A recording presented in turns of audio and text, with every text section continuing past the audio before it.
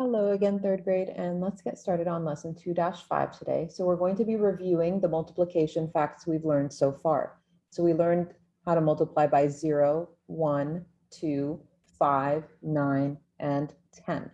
We're going to go over our video, and then we're going to jump into our guided practice pretty quickly today.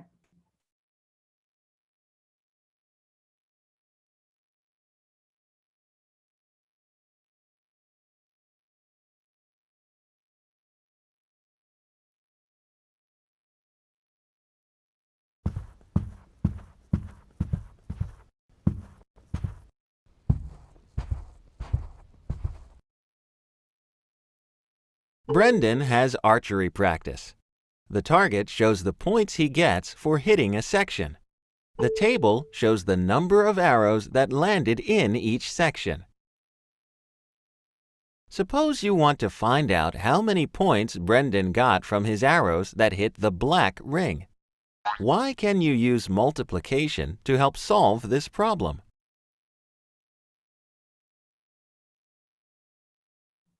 So let's stop and think at what we have over here.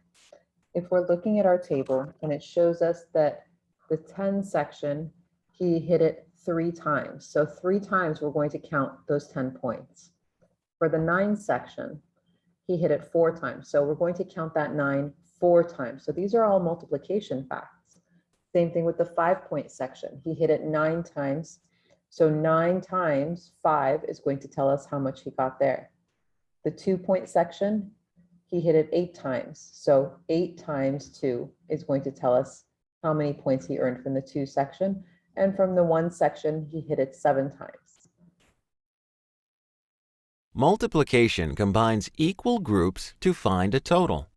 Every arrow that hit the black section is worth 2 points. You can see from the table that 8 arrows hit the black ring. The bar diagram shows 8 equal groups of 2. 8 times 2 equals 16. Brendan got 16 points from the 8 arrows.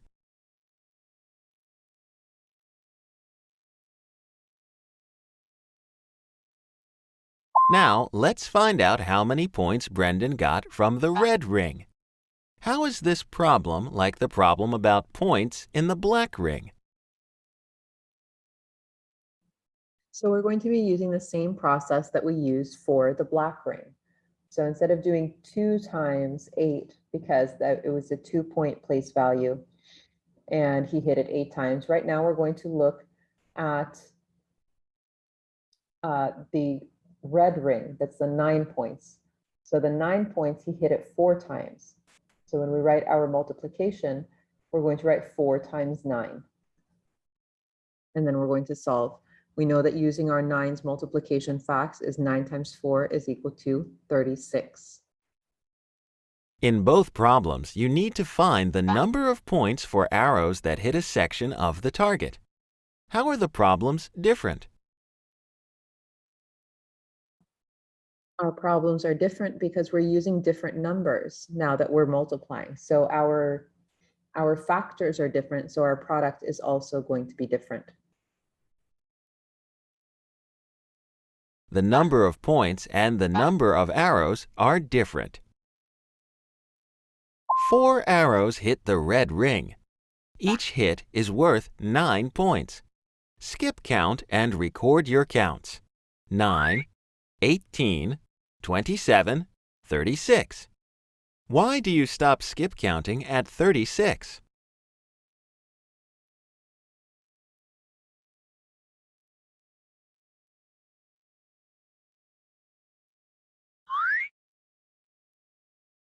Four arrows hit the red section.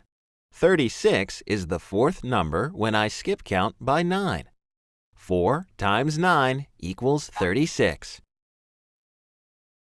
Why do you use multiplication to solve both problems?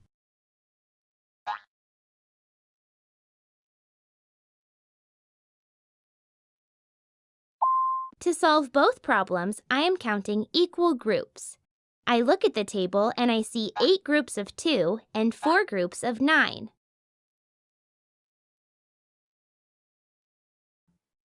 All right, now let's jump into our notes before we start on our guided practice.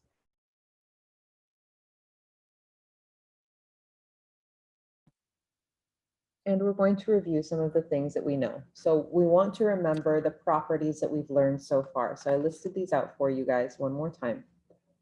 We know that the identity property of multiplication says any number times 1 stays the same. So 8 times 1 is 8. We know that the zero property of multiplication tells us that any number multiplied by 0 is equal to 0. The commutative property of multiplication says that we can multiply our numbers in any order, so I can switch the place of my factors and my product will stay the same. So 6 times 3 is 18, but so is 3 times 6. That is also equal to 18. So those are things that we want to keep in mind as we go into our guided practice and the rest of our questions. Number 1 says to find 6 times 5, how does knowing 5 times 6 equals 30 help you? So this goes back to our commutative property. Knowing that 5 times 6 equals 30 helps me figure out 6 times 5 because the commutative property of multiplication tells me that I can multiply numbers in any order and the product stays the same. So since 5 times 6 is equal to 30, 6 times 5 is also equal to 30. I'm zooming so that you guys can see the answers properly. All right, now for number 2, it says, how can you find 8 plus 8 plus 8 plus 8 plus 8 without adding? So we know that this is going to be 5 groups of 8. So if I'm not going to add, I can multiply 5 groups of 8 or 5 times 8. I can count either 5 times 8 or I could do it 8 times 5 if I wanted to switch it around. And I know that's going to get me to 40. For number 3, it says find each product for numbers 3 all the way through number 9. So for number 3, we know 5 times 9, your skip counting will get you to 45. You can either skip count by 5s or you can skip count by 9s. And since we learned both, you can use either one, whichever one is easier for you. For number 2, we know that a number is equal to 2 times 1. We know from our identity property that any number times 1 stays the same. So 2 is equal to 2 times 1. For number 5, a number is equal to 0 times 10. We know that anything times 0 becomes 0. For number 6, we have 5 times 4. Again, we're going to be doing our skip counting. You can count by 4s 5 times, or you can count by 5s 4 times, whichever one you prefer, because that commutative property tells us that we can switch the order of our numbers. We know that 5 times 4 is going to equal 20. For numbers 7 and 8, again, we're stacking while we multiply. Remember, your same place values stack on top of each other. So 1 times 2 is equal to 2. And for number 8, we can use our doubling because we have 2 times 7, which is the same thing as 7 plus 7, which gives us 14. And for number 9, we have 4 times 9, or you could do it as 9 times 4, whichever you prefer. They're both going to get you to a product of 36. So remember, this is a review basically of all of the multiplication facts we've learned. Please make sure that you've been practicing these multiplication facts every day so that you're ready for your test. If you have any questions, let me know. Otherwise, I hope you have an amazing day. Take care. Bye.